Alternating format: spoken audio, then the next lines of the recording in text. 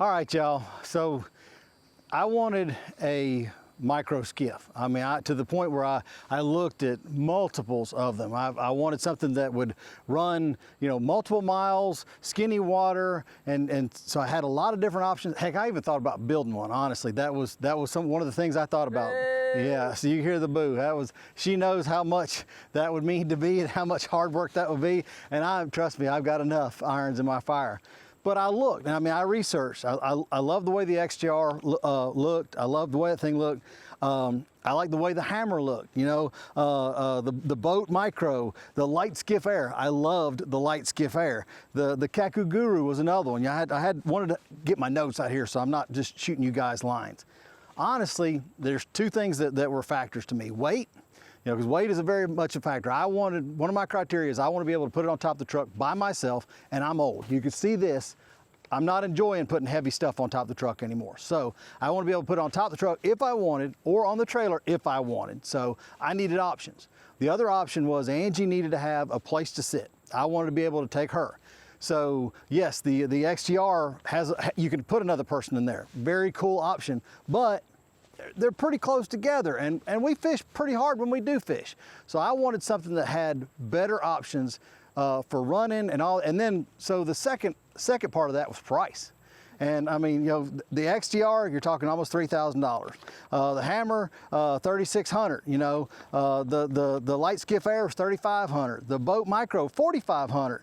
So all these things are getting way up there in price, and I am not made of money. I'm a little dumb with my fishing purchases, but I'm not made of money. Anyway, this is what we decided on. Go ahead, baby, show 'em.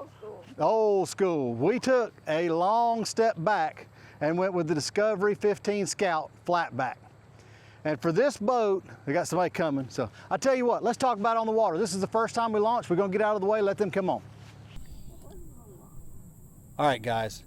Had to get away from the landing, didn't want to block it up there. This is the new craft, just to show you. And of course, I'm standing in it. This thing's 41 inches wide, has chines going up the side of it. So when you do lean in, this adds a little bit more width to it, and it hits the water, locks it in, kind of like an outrigger. We had this on the Guide 147 that we had a jillion years ago. We were canoeists for a long time before we started being kayakers.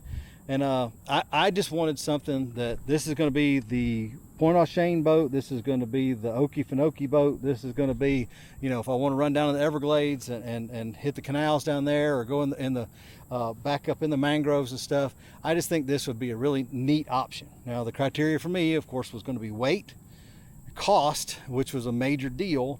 And for this motor, which is a 4-stroke Mercury, this motor and this boat come in pretty darn close to all the kayaks that I named at the beginning of this, and I mean, that's total. So if you look at stuff like that, it matters to me. And because the kayaks, you're gonna have to add another seat, you're gonna have to add a motor mount, you know, you name it, you're gonna have to add it. Now this one, I mean, just apples to apples, kayaks are more comfortable than canoes. I don't care who you are. I'll argue that to all sorts of people. Kayaks are much more comfortable. The seats are made for sitting down longer and all day long comfort. And these, of course, I brought the sit backer for Angie. She's got the kayak cushion in there. I'll get one to mount on my seat before too much longer. But I mean, it's doable. Now this thing's rated for like 800 and something pounds of gear. It's rated for the 5 horsepower motor. With the 5 horsepower motor, we're breaking it in, so we've only been able to go half throttle. Half throttle, we've hit 9 mile an hour. Wide open, we should hit around 13 mile an hour, somewhere around there. But just cruising, I mean, you can just start it and kick it in gear, and you're already doing 4.5 mile an hour. So, and you could do that forever. It's got a tank that's built into the motor, or you can run it external. It's got a shallow water drive, so you can kick it up, run it into the rocks if I wanted to. So, and you know, I will plan on doing that up around the river sometime. That's where I fish. That's where we spend a lot of our time. But we thought this was a pretty good option for what it was, 113 pounds. I can get it up on top of the truck if I want to. It's got her own little area up there. She's got room in front of her, room behind her.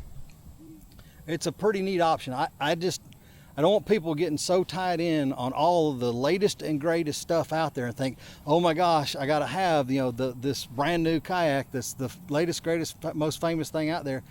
And you get tied into these huge bills. And guys, honestly, for us, I mean, you know, money matters. I mean, this is our money. No, Old Town didn't give me nothing.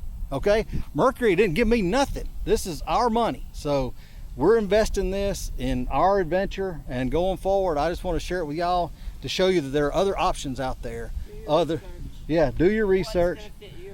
What's going to fit your need, what you're going to want to do. Yeah. And I think it's going to be a neat little old thing. You know, one day might have a little grandyoungin sitting there. Who knows? Hope this helps. Y'all got any questions about stuff, holler at me. Stay tuned. We'll have some videos coming from this pretty soon. Y'all take care.